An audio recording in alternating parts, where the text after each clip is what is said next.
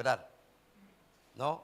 Y cuando nosotros no verdaderamente de oída conocemos a Dios y no tenemos bien en claro lo que es la plenitud de Cristo y lo que Cristo hizo en la cruz, pero como era un ignorante, tenía conocimientos y me creía sabio humanamente, pero transcurrí por muchos momentos indeseables, muy difíciles, donde no era malo, sino era muy maldito, muy pendenciero, una vida muy desordenada. Y en el año 95, ya año 88, nos conocemos con Roxana. Ya Roxana lo conozco en el velorio de su padre. Roxana a los 13 años perdió a su mamá, a los 17 años perdió a su padre. Yo trabajaba en el correo, era jefe de correo. Lo conozco a Roxana y es como que Roxana vio en mí lo que realmente pensaba que yo era la solución para su vida. Y se equivocó, porque yo era un hombre viciado, un hombre muy carnal. Y nuestra vida al principio de enamoramiento parecía que todo era lindo, pero empezaron a surgir los problemas. Roxana siempre fue una persona de estar en su casa, no tenía amiga, de su casa, de hacer cosas en su casa, de mantener a sus hijos. Pero había un gran problema de que el hombre de la casa trabajaba 12 horas de lunes a lunes, pero viernes, sábado y domingo desaparecía de la casa. Y eso fue llevando un conflicto, hasta que llegó el momento en que realmente nuestro matrimonio se destruyó, donde realmente no había esperanza para ninguno de los dos. Ese matrimonio estaba destruido. ¿Por qué? Porque había violencia. Yo cada vez que volvía a mi casa, las gomas de los autos terminaban, lo cortaba con cuchillo, me quemaba la ropa, volaban lavarropa, secarropa, porque no había lavarropa completo como ahora. Y hemos tomado una decisión. Previo a eso, Roxana tuvo intento de suicidio, se empastilló. Y cuando realmente ya estaba todo quebrado y yo estaba sin esperanza, porque entendía de que alcanzaba muchos logros económicamente, pero sentía un vacío en mi corazón.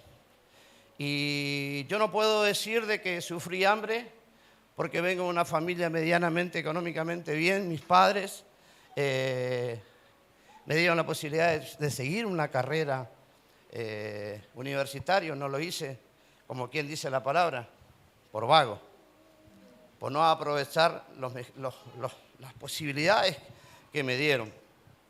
Año 95, ya era incontable, la casa estaba destrozada, nuestra relación muy destrozada, pero sin Cristo y buscando en ciertos lugares donde nos decían que estaba la solución a nuestro matrimonio, no lo podíamos encontrar, porque realmente no estaba la solución ahí, pero yo era un ignorante. Nunca entendí. Y el año 95 fue la última pelea que tuvimos con Roxana. Yo tomé la decisión de irme a mi casa. Ya habían 2 chicos. Y cuando salí, yo pude entender que estaba solo. Tenía auto, tenía plata, pero no entendía que había ese vacío, cómo yo lo podía llenar. Y eso pasa en el mundo. Hay mucha gente que no saben de qué manera poder llenar el vacío que está en el corazón de ellos. Y tomé la decisión, me paré acá en la plaza, vine, subí al tren. Medianamente cuando bajé en William Morris, mi intención fue suicidarme. Pero no tengo el valor. Ni siquiera me considero tan fuerte para tomar la decisión y realmente matarme debajo de un tren y darle la posibilidad de que ellos sean felices. No tuve valor. Pero entendí, desde que Dios tenía un propósito en mi vida. No sé, fui a la casa de un amigo que hacía años que no lo veíamos, amigos de lo que se puede imaginar, lo que somos grandes. Fui a la casa y le dije, ¿qué vamos a tomar? Y él me dice, yo no tomo más. ¿Qué te trae por acá? Me dice, tantos años. y le digo, estoy en esta circunstancia, me quiero matar, pero no tuve el valor. Y él me dijo, hay alguien que te trajo, hay alguien que tiene un propósito mucho más que el que te dio la vida y el que te va a quitar la vida cuando llegue su tiempo. Él da y él quita. Y eran día jueves, año 95, 3:30 de la tarde, en una oración, él me llevó a ese lugar y ahí yo escuché una palabra. Y yo siempre digo de que Dios siempre siembra una semilla en el corazón del hombre. Ahora, yo decido si realmente esa semilla va a dar frutos buenos o directamente se va a secar y no va a crecer. En ese lugar yo escuché una palabra que decía, he aquí, estoy a la puerta y golpeo. Si abre, entraré y cenaré contigo, ¿no? Y el pastor decía, te mostraré cosas grandes y ocultas que tú no conoces. Yo no entendía nada, hasta que después en el tiempo pude discernir, entender, pero solamente sé que en ese momento yo me quebré, me llevaron a un túnel bajo el púlpito y ahí fui ministrado, pero no por el hombre. Lloraba, lloraba, lloraba, lloraba. Y cuando terminó toda la oración le digo, me voy a mi casa.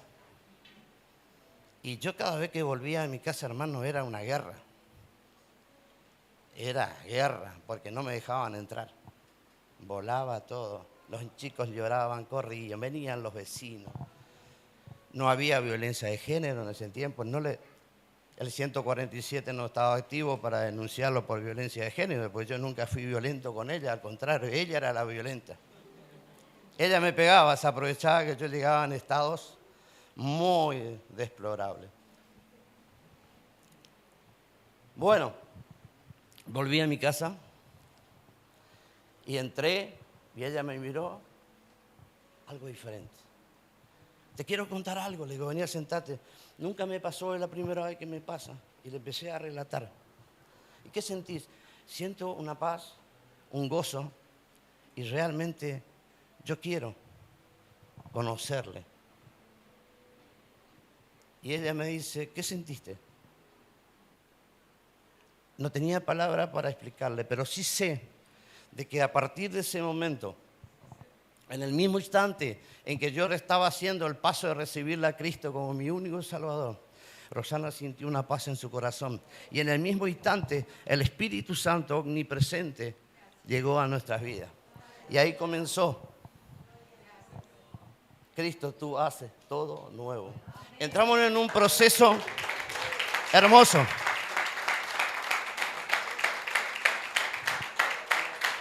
De ser la mujer violenta, ella es mi Ur, ella es mi Aarón. Cuando me caigo, ella me levanta en sus oraciones y me dice, tenés que orar. Es tiempo de orar, es tiempo de clamar.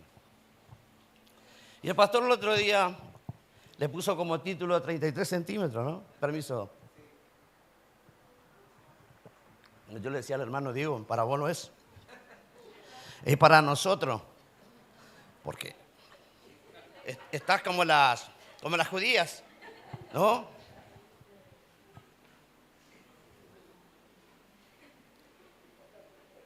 Y yo cuando el pastor me llamó y preparé el mensaje, hablar de la reconciliación, y me venía a memoria que muchas veces estando de este lado, sin Cristo, estamos expectantes, decimos, ¿te enteraste quién se separó? Fulana y Fulana. En cambio, cuando conocemos la Escritura, dice, ni andéis chismeando en medio de tu pueblo. No, todo lo contrario. Pero este quita el dedo acusador. Entonces vamos aprendiendo un nuevo estilo de vida. Y en ese proceso de caminar, no sé por qué, pero era el propósito de Dios, siempre empecé a caminar al lado de pastores. Hermano, ¿me puedes acompañar al lado? Vamos, yo iba, escuchaba. Y también en mis oídos escuchaba las cosas malas que decían de los pastores. Entonces, cuando llegó el tiempo en que realmente ya hemos egresado, ya teníamos unos par de años en la iglesia, ya años supuestamente maduros, no convertidos, maduros, tuvimos que hacernos cargo de una iglesia. Y yo siempre le decía a Luciana, yo no quiero ser pastor. ¿Pero por qué? Si viene de parte de Dios, no. A mí Dios no me habló. Justo el pastor dice, no, a mí Dios no me habló, a mí no me dijo que vas a ser pastor. Yo pastor no quiero ser. ¿No? A mí yo le acompaño al pastor, vamos a hacer campaña, armo las luces, lo que quiera. Cilia, vamos a evangelizar, vamos a los hospitales, lo que quiera, pero yo pastor no quiero ser. Hasta que llegó el tiempo en que vinieron los pastores, estuvimos en oración, mi hermano, usted tiene que aceptar el pastorado. Pastor, ¿a usted le parece que yo estoy preparado para eso? No, yo no quiero. Y empezaron a venir las almas, pero que lo primero que yo he entendido, que si nosotros no nos reconciliamos con el Señor, y para que haya una reconciliación es necesario, porque algo aconteció. Y yo le puse como título a este mensaje, Jesús como la vida de tu vida. Él es nuestra vida. Cuando nosotros entendemos lo que Él hizo en la cruz, pero no solamente en el texto bíblico, o en la rema, en la revelación, o en el discernimiento, sino realmente hacer como que somos actores y ponernos muchas veces, no ser Jesús, sino en el lugar en que Él estuvo. Y ahí realmente entendemos lo que Él hizo por cada uno de nosotros. El problema para cuando hay una separación, la reconciliación es el proceso de restaurar una relación rota. Y más allá de la introducción que le dije, mi vida y la de mi esposa estaba rota, nosotros no teníamos una relación con nuestro Creador, menos con el Hijo. Entonces es necesario que nosotros seamos reconciliados. Entonces dice, principalmente la relación de la humanidad con Dios, que fue quebrado por el pecado. Dice que todos somos pecadores, ¿no? Y que todos fuimos destituidos de la gloria de Dios a causa del pecado. En el libro de Romanos 5:10 dice, porque si siendo enemigos fuimos reconciliados con Dios por la muerte de su Hijo, muchos más estando reconciliados seremos salvos. Éramos enemigos de Dios a causa del pecado. ¿Cuáles son una de las cosas que muchas veces nos decimos pecado porque mentimos, matamos, robamos o murmuramos? Hermano, el gran pecado de la humanidad en este tiempo es que le está dando la espalda a Cristo, que es la solución. En Él nosotros tenemos las respuestas correctas para cada una de nuestras vidas y para cada necesidad por la cual nosotros atravesamos. Ahora, fuimos enemigos de Él y a través del Padre, en su amor a través del Hijo, le clavó en la cruz y nosotros fuimos reconciliados con Él. Y después Pablo, en el capítulo 8:1 dice, pues no hay ninguna condenación. O sea, que ya en la cruz no hay ninguna condenación para nosotros. Pero también hay una coma y dice, a los que no andan conforme a la carne, sino conforme al Espíritu. Y no habla de espíritu en minúscula, está en mayúscula, está hablando del Espíritu Santo. Entonces, si entendemos realmente la reconciliación y hemos sido reconciliados con el Señor por lo que Él hizo en la cruz, realmente nosotros tendríamos que valorar esa obra sobrenatural que el Padre hizo por el Hijo, por amor a cada uno de nosotros. Ahora, ¿nosotros merecíamos que el Hijo vaya a la cruz? En un pensamiento humano no, porque nunca vamos a entender, ninguno de ustedes va a entregar un hijo para que muera por mi pecado.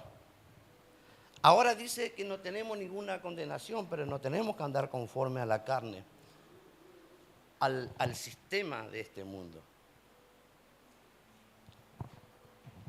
Ahora nosotros recibimos en el punto 2 una salvación y una solución divina, dice. Que Dios en su amor tomó la iniciativa de reconciliarnos con Dios, dándonos acceso a una nueva vida y una comunión con Él. ¿Se acuerda que en el Antiguo Testamento el pueblo si necesitaba a quién le iban y hablaban? Con Moisés. Luego con Josué. Y eran los sacerdotes que iban a llevar nuestros pecados y pagábamos para que realmente nosotros podamos, que Dios nos pueda hablar y nos pueda perdonar. Hoy no. Hoy nosotros tenemos una nueva vida en Cristo Jesús. Nacimos de nuevo, estamos en Cristo, Él está en nosotros. Y entonces eso tenemos el acceso a tener una comunión con Dios. ¿Cuál es la comunión que tenemos? Que hoy yo puedo hablar con Dios. Él lo conoce, Él sabe mi situación, Él conoce mis emociones, mis sentimientos, conoce mis sueños y conoce mis anhelos. Pero muchas veces Él quiere escuchar de que realmente nosotros como hijos vamos al Hijo, para que el Hijo vaya e interceda con gemidos indecibles por cada una de nuestras causas. Y Él nos va a conceder las peticiones de cada uno de nuestros corazones, pero conforme a la voluntad del Hijo y del Padre. Ya no soy yo, ya no puedo pedirle deleites, tengo que pedirle conforme a la voluntad, que sea para bendición para mi vida. Ahora, el propósito de Jesús es que Cristo llevó nuestros pecados y nos dio un acceso directo al Señor.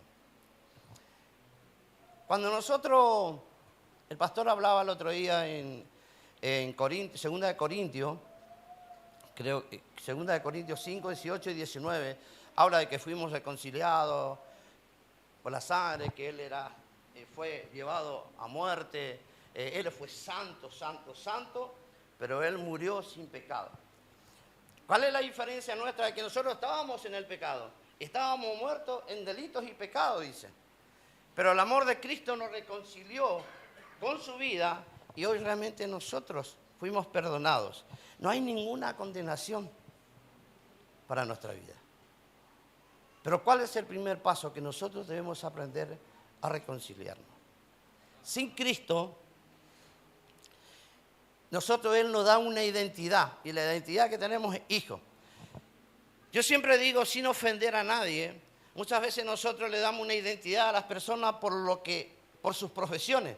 Ahí viene el doctor, ahí viene el ferretero, el comerciante, ¿no? Ahí viene la doctora, ahí viene la profe, la seño, el pastor, la pastora, y le damos una identidad a la cual realmente esa no es nuestra identidad. Nosotros dice que fuimos predestinados para ser hijos. La salvación es un regalo. No hay precio, pero ser hijos sí hay un precio. ¿Y cuál es el precio? Honrarnos a Él. Anhelar estar con Él, conocerlo a Él. Usted sabe que vengo casi 30 años de creyente. Viajando, conociendo mucha gente.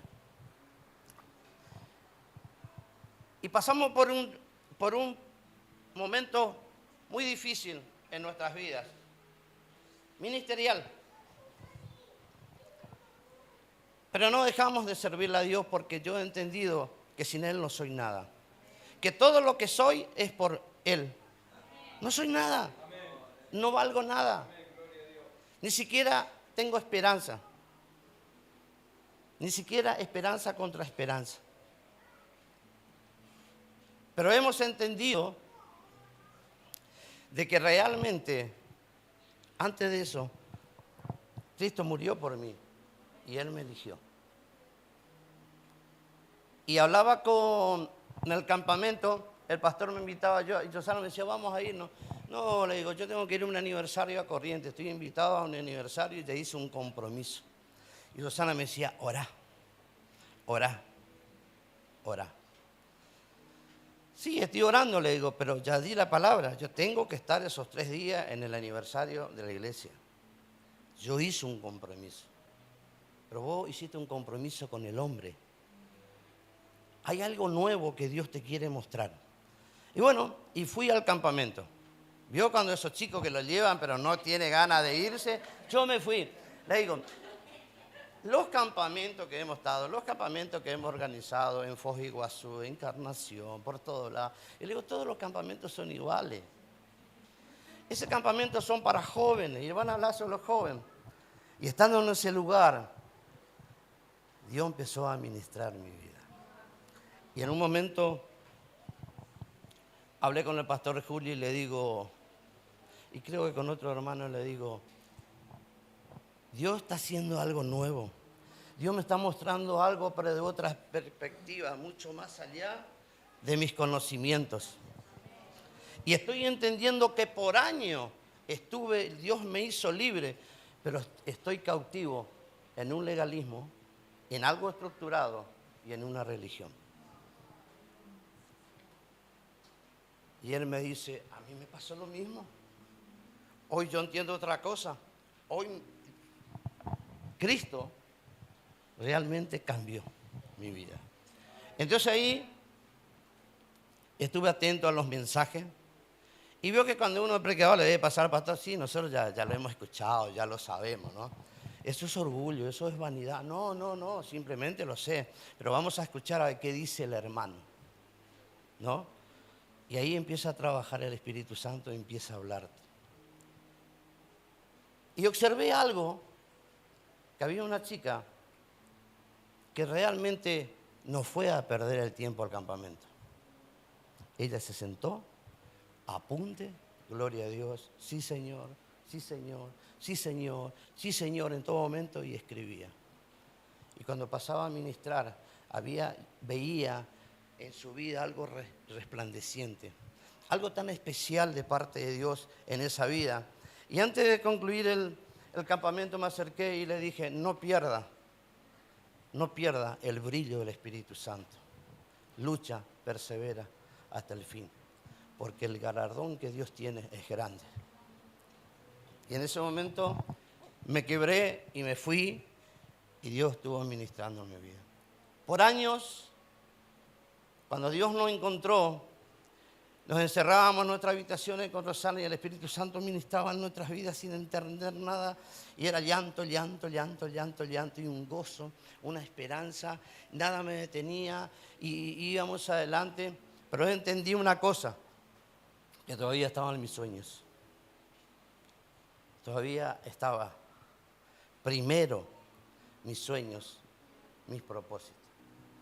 Estaba primero mi casa, mi auto, los viajes.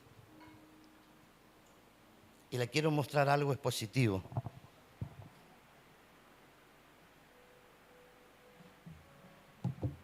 Le voy a mostrar algo positivo. A ver si lo tengo por acá.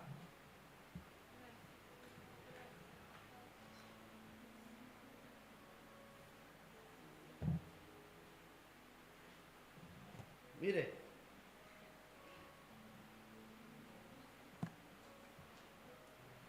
¿Qué es esto? ¿Un avión? ¿No? ¿Un avión? Sí. Ahora lo desarmamos. ¿Qué es esto? Una casa. ¿No? Una casa. Yo le desarmo.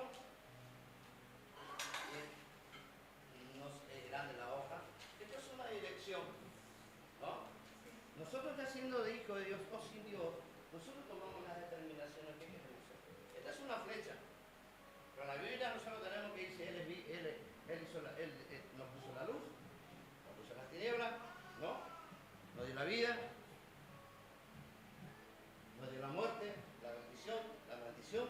Y después hay un signo de pregunta que dice, elige pues.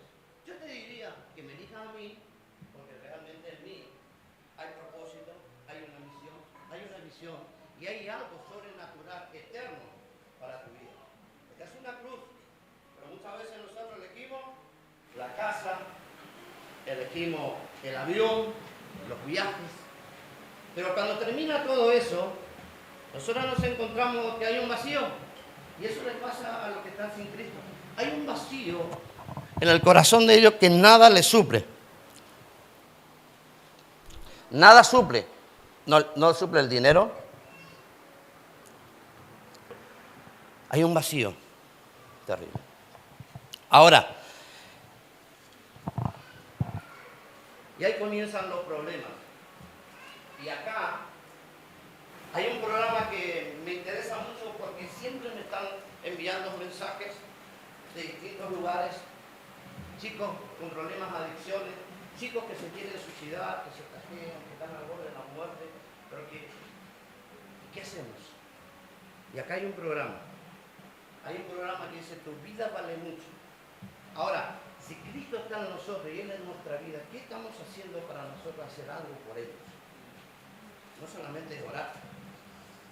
Y el otro día cuando vinieron las hermanas que hicieron la exposición decía, no se pongan mal, son 4 o 5, esto es así porque es espiritual. ¿No? Ahora, ¿sabe qué pasa? Mire,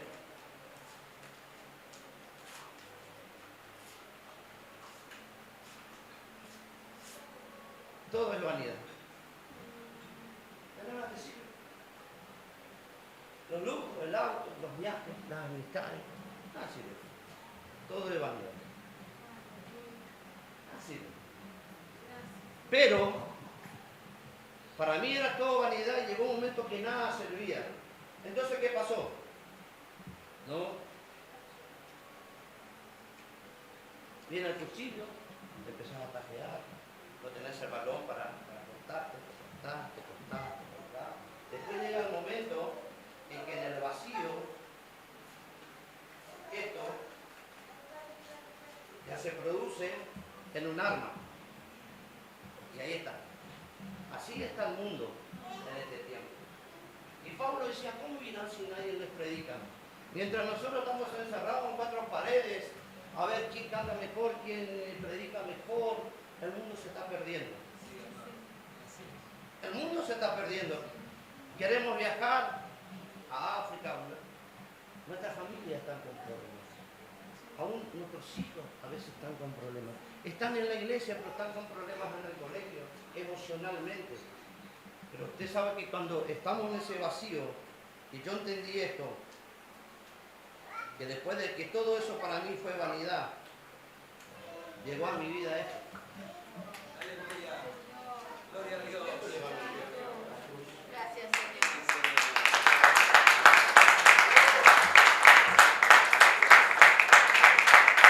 Ahora, llegó la cruz. ¿Sabe qué hizo el Señor con mi vida? Me dijo, ¿qué es esto? ¿Qué es? Me dijo, ahora empieza a escribir tu historia en esta hoja, pero en las cosas que te voy a hacer. Empezá a escribir en esta hoja en blanco lo que realmente va a servir para el día que esté delante de mi trono, de mis padres, y pueda decirte, siervo fiel, entra a tu gozo eterno. Amén. Ahora, esta es una exposición de lo que realmente Dios hizo en mi vida. Cuando la cruz llegó a mi vida, yo empecé a interiorizarme. Entonces yo cambié la salida, cambié todo para realmente empezar a leer sus palabras. Empezar a comprar materiales, poder entender, ir a los seminarios, poder entender, pero no pensando, preparándome para ser un predicador ni para ser un pastor, sino preparando porque quería conocerle a aquel que transformó mi vida, aquel que me reconcilió con él, que reconcilió a mi esposa conmigo, le reconcilió a ella y a mis hijos con el Señor. Había un propósito, había una esperanza de vida. Entonces hemos entendido que fue tan grande el amor de Dios que hizo en nuestras vidas que realmente, y siempre Rosana me dice, no diga eso, porque cada vez que decís eso algo pasa. Aunque vengan degoleando, vamos a tener que seguir avanzando. Porque si no dice, aquel que retrocede no agradará ¿a quién? A mi alma. Y lo dice el Señor. Entonces debemos seguir continuando. Amén. Nosotros tenemos, este es el último punto, tenemos ejemplos bíblicos de reconciliación. Historias muy buenas. Génesis, usted lo lee, 45. Ahí habla de una historia de unos hermanos que le vendieron a su hermano por celo. Le entregaron solamente por una túnica. Colores primarios, 7 colores. Le vendieron porque el padre por el amor, le quiso poner una túnica. Los hebreos usaban túnicas, no sé cuál es la diferencia, es que tenían 7 colores. Pero la intención de ellos quisieron matar a su hermano. Pero justo pasaron ahí unos gente, dice, que andaban quedándose con las producciones del pueblo de Israel. Y ellos lo vendieron. Y él termina en un palacio, termina siendo un gobernador. Y muchos dicen, eso era el propósito. Pero yo no sé si te gustaría que tus hermanos te entreguen, que estés con una familia diferente a tu sangre. Él pasó un proceso, José. Pero dice que ya él, siendo gobernador, quedó un hermano de él que se llamaba Benjamín. El propósito de Dios se cumplió en la vida de José. Él tuvo una separación de su familia. No estaba seguramente en su corazón, pero sí en el corazón de sus hermanos. Y él tuvo una separación. Él estaba separado de su familia, en la cual en la familia de él había un propósito eterno de parte de Dios. Y dice que quedó Benjamín. Y Benjamín fue la persona que Dios usó para que haya una reconciliación en esa familia. Benjamín fue el que fue a pedir porque había hambre, una sequía en Israel, y él fue, y ahí José le conoce a su hermano y él tenía almacenado por muchos años, porque iba a venir una gran hambre en la tierra, pero él tenía almacenado y tenía preparado el trigo y lo que su familia necesitaba. Lo que su padre necesitaba, José lo tenía.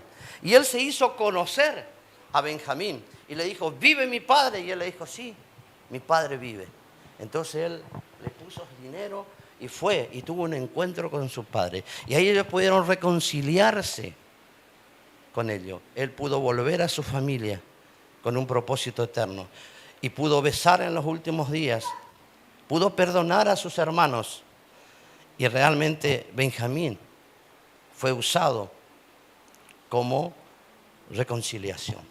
Nosotros muchas veces somos los Benjamín en este tiempo. Nosotros somos los que tenemos que reconciliar a aquellos que realmente no le conocen o que están enojados o están alejados de Dios por decisiones personales. Ahora, hay otra historia en la Biblia, y con esto quiero terminar. Nosotros muchas veces lo vemos desde distintos enfoques, de distintos panoramas, de distintas analogías. Muchas veces lo vemos al hijo pródigo. Y se predica en la campaña, y se predican siempre. Y vemos. Pero usted en el libro de Lucas, el doctor Lucas, fue una persona de que él no vivió con Jesús, él no lo conocía a Jesús. Pero él dice que fue, el doctor estaba interiorizado. ¿Y a quién fue? ¿Fue a buscarlo a alguien que no conocía? No, él fue a buscar a alguien que tuvo un encuentro con el Señor. Alguien que sabía que le podía edificar y que podía contarle de las cosas grandes que Jesús hizo en la tierra antes de llegar a la cruz. Y ya muerto de cruz y haber resucitado al tercer día, se presentó a lo suyo, dice, y luego fue ascendido y está a la diestra del Padre. Ahí nuestro abogado. Lucas fue a Pablo. Y Pablo tampoco fue una persona que estuvo con él. Pero sí dice que él tuvo un encuentro, camino a Damasco. Y le dijo, ve por la calle derecha. Y ahí fue el profeta. Oró por él y las escamas se le cayeron. Todos los privilegios que Pablo habla se le cayeron a él. Pero es lo más importante, que él tuvo un encuentro con el Espíritu Santo. Él tuvo un encuentro con Jesucristo. Y eso es lo que realmente nosotros debemos anhelar, tener un encuentro con Cristo. Y ahí él, de ser un perseguidor, fue un reconciliador de sus hermanos los judíos y de los gentiles. Y le hablaba de la cruz. Y hoy nosotros tenemos las 13 cartas paulinas. Uno mejor que el otro. Y vos decís, wow. Y todas las cartas a mí me llaman la atención. Preso, preso, preso.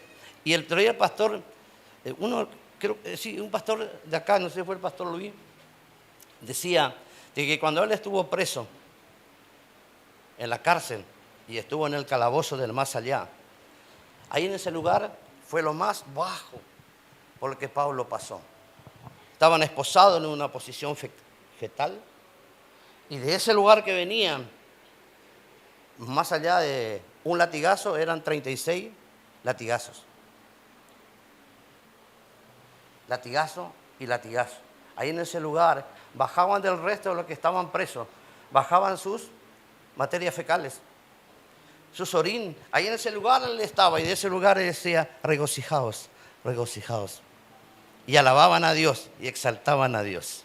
Ahora, cuando usted se pone un poquito del lado de Pablo, y ahí usted mide si realmente está convertido a Cristo o no. ¿Estaré preparado para soportar la cárcel, los azotes, por causa de aquel que me dio la vida, que me reconcilió con aquel que me fundó, aquel que me creó? ¿Estamos realmente preparados para soportar las vituperaciones, el desprecio?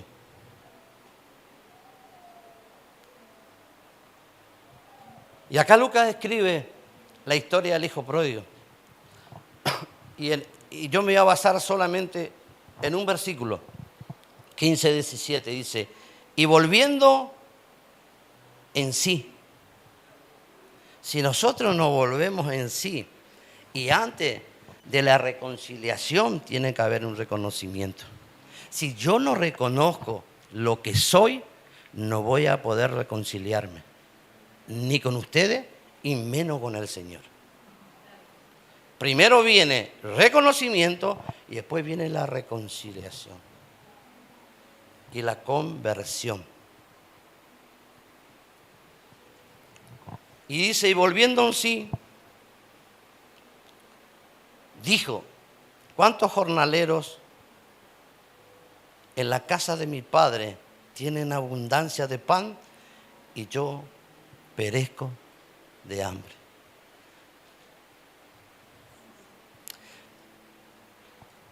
Usted sabe que mi pastor, el pastor Guzmán, ya partió con el Señor.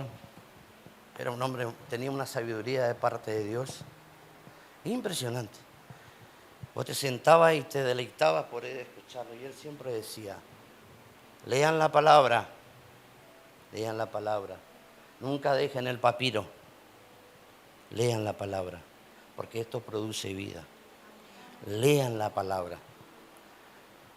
Y ahí ustedes van a entender la abundancia de bendiciones que Dios tiene para cada una de nuestras vidas.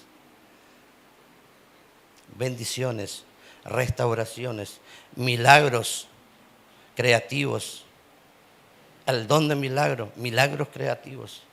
Y eso yo sé que los pastores, y la pastora viene, y a unos pastores de años, el gozo más grande que nosotros tenemos como reconciliadores, poder ver las obras sobrenaturales que Dios hace y los cambios en las personas, los milagros, poder contemplar nosotros con nuestras vistas, poder ver para poder contar y testificar que el Dios que tenemos es un Dios de poder.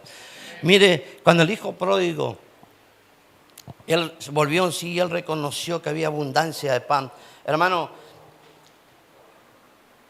¿le digo o no le digo? Una vez estábamos en el seminario y un pastor nos dijo: donde usted está en una iglesia y no le hablan de la palabra y no le hablan de lo que Cristo hizo, del mensaje de la cruz, váyase. Vaya a buscar donde realmente su vida va a ser edificada y reedificada en la piedra, en Cristo. Corra, huya. Valoren. Hay que valorar en los lugares en que realmente nos predican de lo que Cristo hizo en nuestras vidas. Usted sabe que en la traducción hebrea había una frase que se llamaba kisasap. Era cuando un hijo tomaba la decisión y renegaba con el padre y tomaba la decisión de irse de su casa y le decía: dame todos mis bienes, yo me voy. Y conocemos la historia de él, de que él realmente fue y malgastó todo, no le interesó nada. Y acá en la historia son 3 personajes, padre y 2 hermanos, 2 hijos. Uno que realmente estaba al lado del padre y después tenemos el otro hijo que podríamos decir, este es el rebelde, la oveja negra. Ustedes pónganlo, pueden catalogarlo, pero Cristo no nos ve de esa manera. Nosotros vemos con ojos naturales. Nosotros lo vemos de esa manera, pero Cristo no nos ve así. Por eso dice lo menesteroso y lo vil para avergonzar a los sabios. Venimos con historias. Y ahí se manifiesta porque Cristo dice que tú haces todos nuevos. Y acá vemos en esta historia que dice que el pueblo de Israel tenían por costumbre y ellos fabricaban una vasija. Y esa vasija ellos lo guardaban en sus casas o en sus aldeas. Y él decía, algún momento van a volver, porque va a llegar un momento que va a malgastar todo. Y él sabe que en la casa del Padre hay abundancia. Algún día el Hijo va a volver. Pero ellos tenían preparado eso y por muchas horas se dice que estaban ellos en las colinas, en las montañas, y estaban observando a ver si el Hijo veía.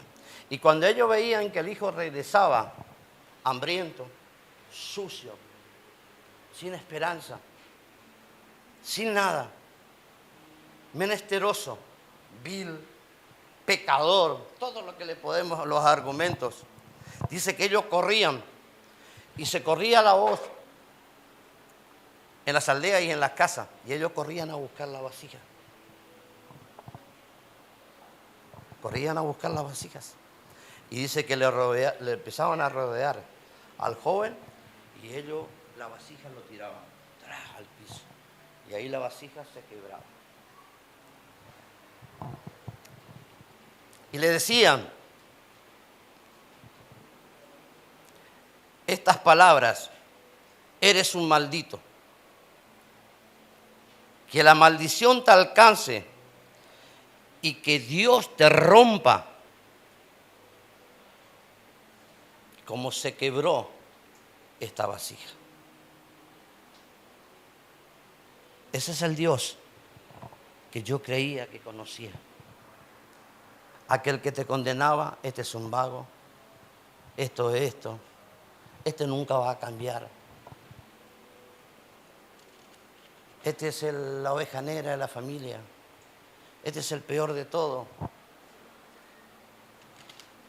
Nunca va a llegar a nada. Y usted sabe que yo me proponía, hermanos, a demostrarle que sí yo podía. Ya a los 21 años yo fui jefe de correo de 3ª categoría, con cursos. Y yo era la persona que nunca iba a llegar a nada. Esa persona que no tenía esperanza para el mundo. Y yo sin saber sabía que alguien sí puso una semilla y un voto de confianza.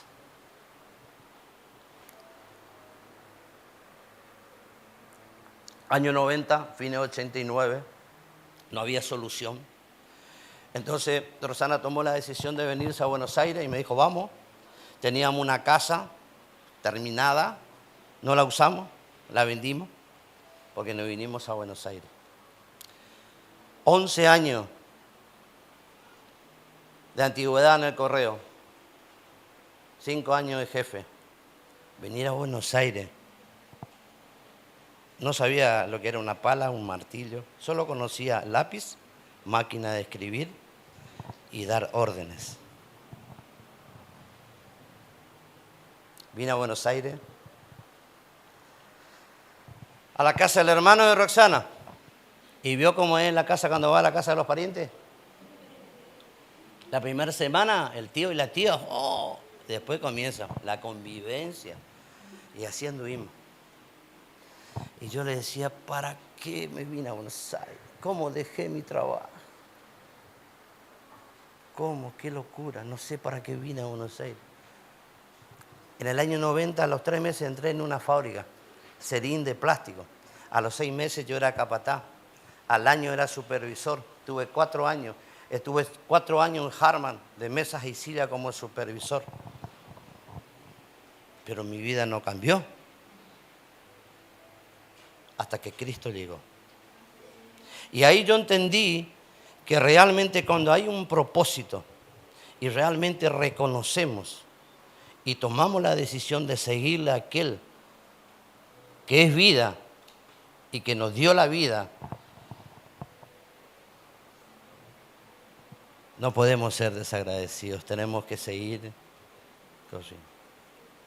Pero dice que él sabía que lo de la aldea tenían preparado una vasija. Y entonces cuando llegó el momento y se enteraron de que el hijo de él venía, el padre salió corriendo, dice. Salió corriendo porque él conocía esa costumbre judía. Salió corriendo y dice que él corría y corría. Hasta que llegó donde estaba el hijo. Y la aldea veía que este padre corría y que era no le podían alcanzar. Hasta que se encontró con su hijo. Y no le reprochó nada. Nada. ¿Sabe qué hizo? Se tiró a sus hombros, lo abrazó y lo besó. Y le puso una investidura nueva. Ahora,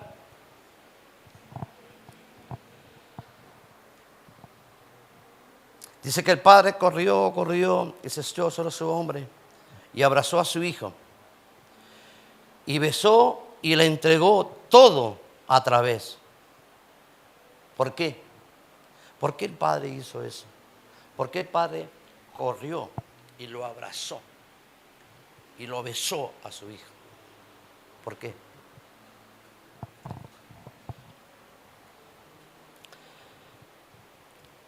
Porque la maldición nunca correrá delante de la gracia. Nunca. Nunca la maldición va a correr delante de la cruz. Imposible.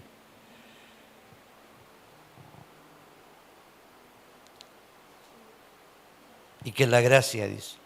Dios es un Dios de gracia y de verdad. Dios es un Dios de amor y de misericordia. La maldición nunca te va a alcanzar, porque la maldición fue clavada en la cruz.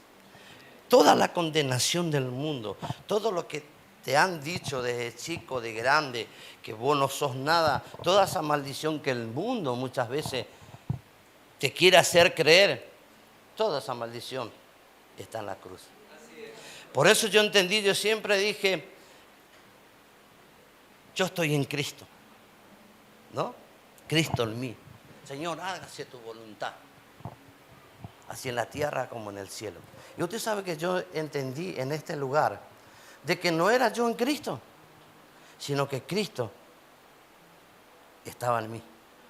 Que Él en mí, no yo en Él, porque si ahí entendí, uy, mirá, si sigo diciendo que yo soy en Cristo, los dolores de cabeza, las macanas que nos vamos a mandar.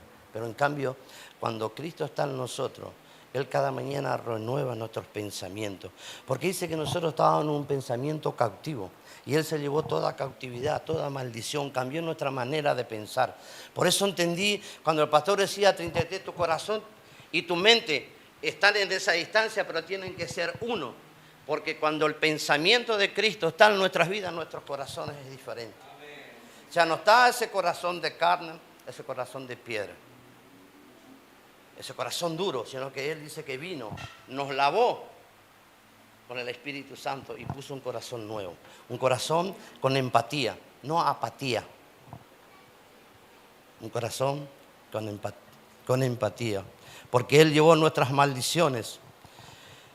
Y nosotros vamos a heredar la bendición y la vida eterna. Pero debemos permanecer. Ahora, ¿usted quiere alcanzar la vida eterna? ¿Qué pretende este año? Una pregunta. El Señor me preguntó a mí, ¿usted realmente quiere alcanzar la vida eterna? ¿Qué quiere alcanzar en este año? ¿Cuáles son tus logros? El pastor, no me quiero extender mucho, pastor, ya le entrego. El pastor dijo, tenemos estos proyectos en el año y esos se van a cumplir porque están en la oración. Ya están en el trono del Señor. Ya Cristo ya está intercediendo por todos los programas de que el pastor Dios puso en su corazón, porque él es el visionario. Dios le dio una visión y ahora a través de la visión del pastor hay un propósito, pero detrás del propósito hay una misión. Y la misión se tiene que activar y se tiene que movilizar para que eso se pueda cumplir. Ahora, el pastor no lo va a hacer solo. No es que el Cristo, no, él va a necesitar de los que realmente han entendido la visión de la iglesia, la visión del pastor, porque él es el pastor de la iglesia, del ministerio de este lugar. Y si el pastor de los pastores está en este lugar, significa que se va a cumplir, porque él es el que sostiene los ministerios. Cuando realmente estamos en la voluntad de Dios, él está en el tema, y si él está en el tema, hay que avanzar. Tenemos que avanzar. Por eso te preguntaba yo, decía, ¿qué realmente yo quiero alcanzar este año? Quiero alcanzar la vida eterna. ¿Cuáles son mis sueños? ¿Cuáles son los propósitos a seguir? Hermano, y hasta hoy estoy diciendo, estoy orando. Porque hay tantas cosas para hacer. Y personalmente tengo varios proyectos que no son acá. Pero también estoy diciendo, no me quiero perder el diseño y la plenitud de Cristo. ¿Me entiende? Si es el tiempo en que yo tengo que permanecer en este lugar, lo voy a hacer.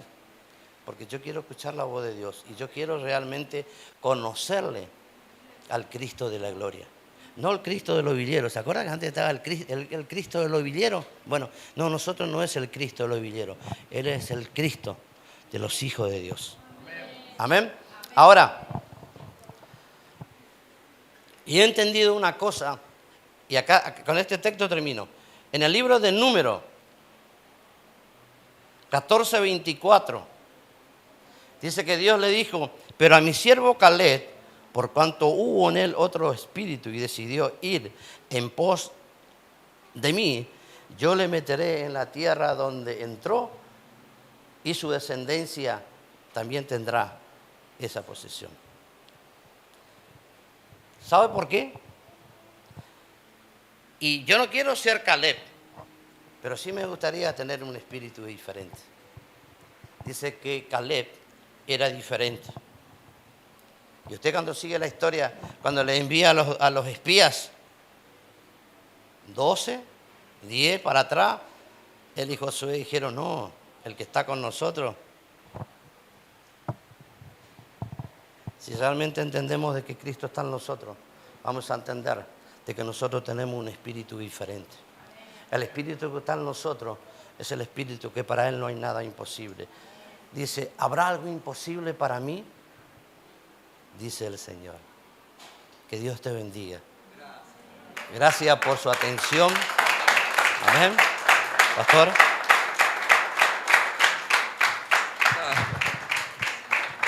Gracias.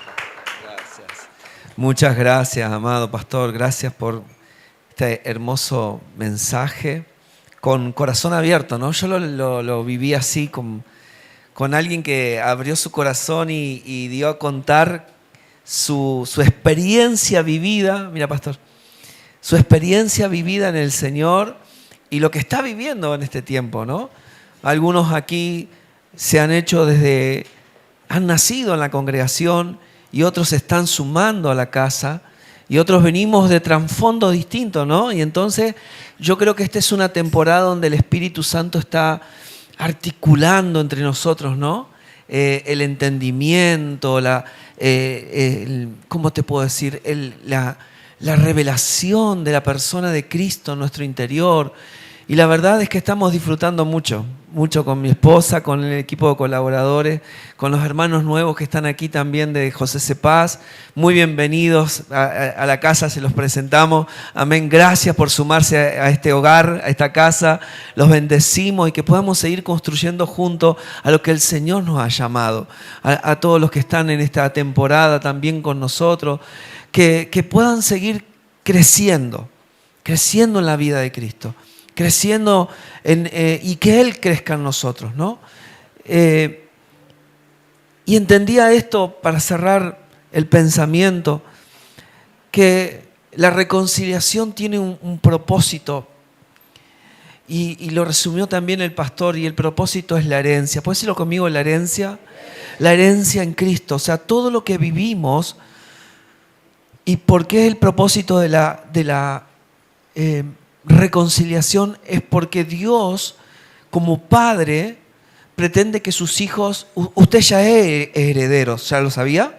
Al ser hijo, usted es heredero y coheredero con Cristo Jesús. El asunto es que si los hijos no crecen y maduran, no pueden administrar lo que significa la herencia.